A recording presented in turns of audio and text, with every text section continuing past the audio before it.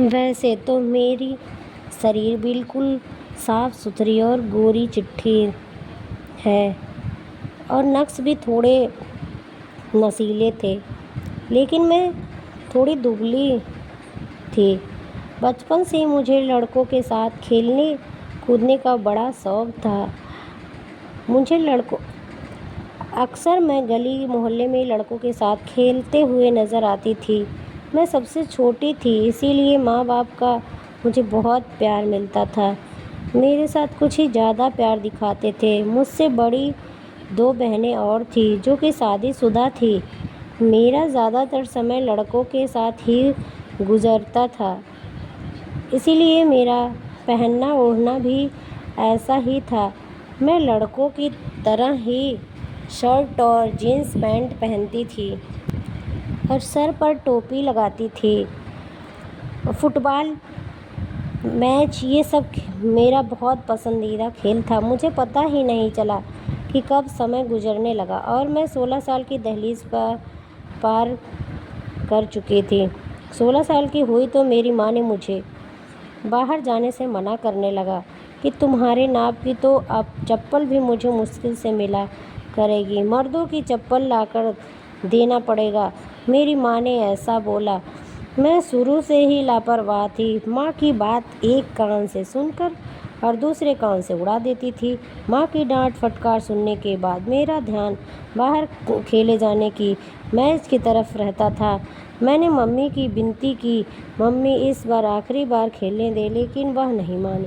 मेरा बाहर जाना बिल्कुल बंद कर दिया था। बस यह कि मैं छत पर जाकर बस पतंग उड़ाया करती थी।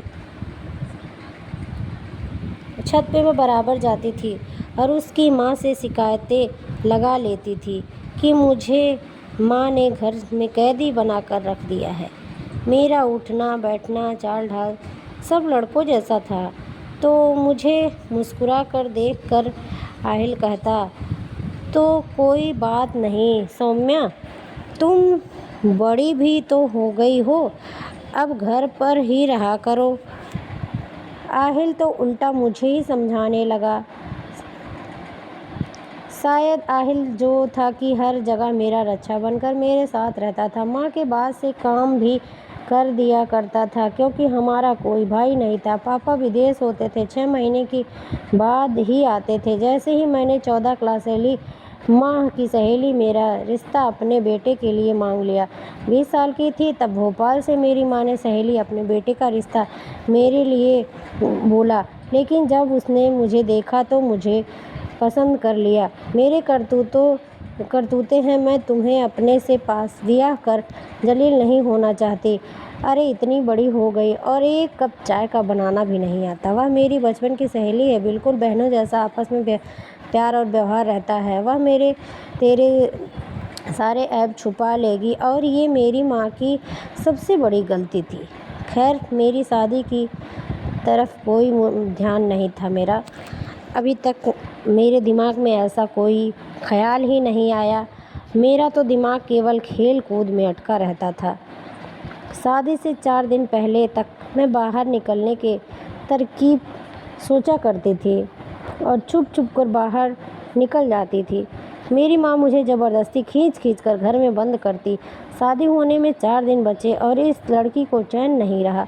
यह दुल्हन इस तरह शादी से पहले इधर उधर भागती फिरे तो उसके ऊपर रंग रूप नहीं चढ़ता। और यह 4 दिन मैंने बड़े मुश्किल से अपने घर में बैठकर बिताया। आसमान पर पतंग उड़ती और कटती देखकर मैं सीधी दौड़कर छत पे पहुंच जाती थी ताकि वह कटने वाली पतंग में पकड़ सकूं। और मेरी बारात भोपाल से आई थी। दिन के समय में शादी हुई थी और रात की ट्रेन से ही वापसी का मेरा जाने का भी सफ़र था। सफ़र शुरू हो गया जाने का। दुल्हन बनी घूंघट में ट्रेन में भी बैठ गई। बहुत बोर हो रही थी मैं, लेकिन मेरा पति अमित मुझे बार बार गौर से देख रहा था। मेरी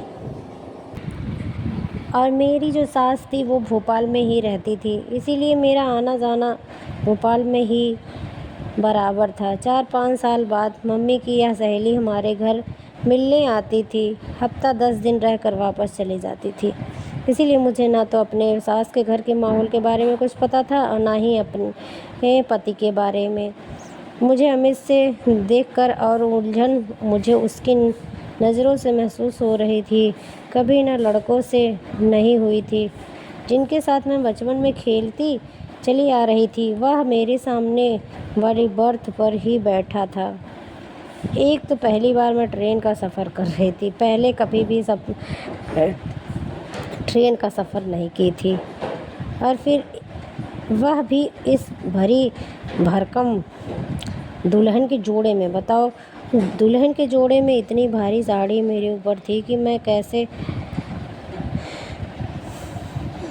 اور مجھے سر پہ میرے چنی اڑا دیا گیا تھا، وہ بھی بہت بھاری تھا، جس سے میں بہت بور ہو رہی تھی۔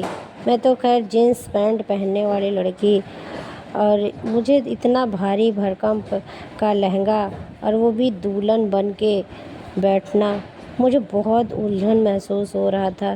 پھر بھی میں کیا کرتی، میں مجبور تھی، میں بیٹھی رہی۔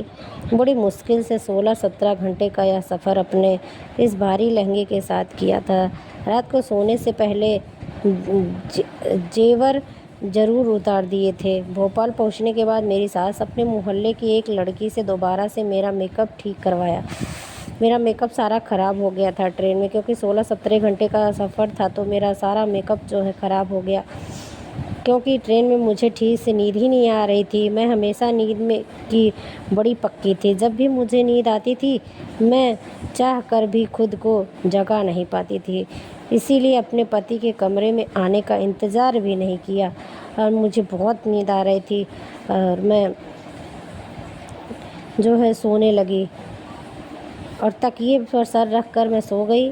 نہ جانے رات کے کس سمے میری آنکھ کھلی تو میں نے دیکھا امت صوفے پر تکیہ لگا کر سو رہا تھا۔ یہ دیکھ کر مجھے بڑی شرمندگی سی محسوس ہوئی تھی، مجھے اس کا انتظار کرنا چاہیے تھا۔ خیر میں نے گھڑی پر نظر دوڑائی تو رات کے 3 بج رہے تھے۔ مجھے بہت بھوک لگ رہی تھی۔ جب سے میں آئی تھی بس ناشتہ کرا کے ساس مجھے کمرے میں بٹھا دیا تھا، اور مجھے کچھ کھانا بھی نہیں دیا تھا، اور میں کمرے میں آتے ہی لیٹ کر سو گئی تھی۔ میں اٹھ کر کمرے سے باہر جانا چاہتی تھی تاکہ میں تھوڑا سا کھانے پینے کا جگاڑ بھی کر سکوں۔ جیسے ہی میں نے بیڈ سے نیچے پاؤں رکھے، نہ جانے نیچے کیا رکھا تھا کہ میرا پاؤں سے ٹکرا گیا، اور میں گرتے گرتے بچ گئی، لیکن میرے منہ سے ایک چیخ نکل گئی تھی۔ میں نے چلایا۔ میں جلدی سے سنبھل بھی گئی تھی، گرنے سے بچ بھی گئی، گری نہیں، لیکن چیخ کی آواز سن کر امت کی آنکھ ضرور کھل گئی تھی۔ مجھے جاگتے ہوئے دیکھ کر وہ مسکراتا ہوا اٹھ کر میرے پاس آ گیا، اپنا تکیہ بھی بیڈ پر رکھ کر۔ بے شک اس کا بچپن میں میرے ساتھ آنا جانا تھا، لیکن اب وہ میرے سے بالکل انجان نہیں تھا۔ وہ میرے پاس آ کر بیٹھ گیا، اور اس نے پوچھا، مجھے کوئی کام ہے؟ تم بیڈ سے اتنی رات کو کیوں اٹھ گئی؟ تمہیں اگر کوئی ضرورت ہو تو بتاؤ، میں تمہیں لا کر کے دیتا ہوں۔ اس نے کہا، میں نے تم سو رہے تھے تو میں نے تمہیں جگایا نہیں کہ تم گھوڑے بیچ کر سو رہی ہو، تمہیں آرام سے سونے دے، کیونکہ تم راستے میں بہت تھک گئی تھی، اسی لیے تمہیں میں نے نہیں جگایا۔ تو سومیا نے بولا، سوری، شاید سفر کی وجہ سے بہت تھک گئی تھی۔ امت نے بولا، ہاں صحیح کہہ رہی ہو، سفر کی وجہ سے تم تھک گئی تھی، اور اسی لیے تمہاری آنکھ لگ گئی تھی۔ اس نے مجھے کنفیوز سے دیکھ رہا تھا۔ مجھے ایسا کچھ بھی یاد نہیں تھا، لیکن ایسا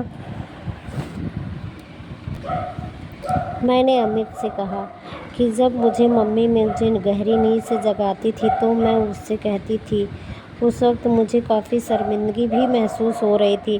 میں ابھی یہی سوچ رہی تھی کہ ایسے امت سے ہی یہ کہوں کہ مجھے بھوک لگ رہی ہے، کہ تبھی اس نے میرا ہاتھ تھام لیا، کہنے لگا، بے شک ہماری ماں کا آپس میں آنا جانا تھا اور ملنا جلنا تھا، لیکن میں تمہیں پہلی بار دیکھ رہا ہوں۔ میری ماں نے جب سے مجھے دیکھا تب سے وہ تمہارے اوپر فدا ہو گئی تھی۔ تم سے ہی شادی کرنے کے لیے وہ بے چین تھی۔